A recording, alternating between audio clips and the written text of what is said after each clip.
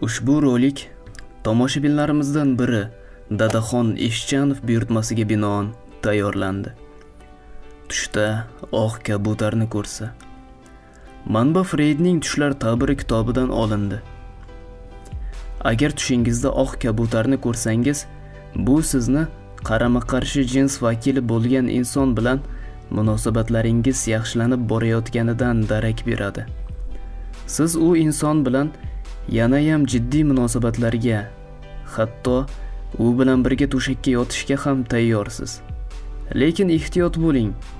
U hali bu munosabatlarga tayyor emas. Hammasini chippakka chiqarmaslik uchun ozroq sabr qiling va oliy hakam bo'lgan vaqt hammasini o'z o'rniga qo'yadi. Sizning tushingizga bejizga oq kabutar kirmagan. Ishonavering. Omad siz tarafda.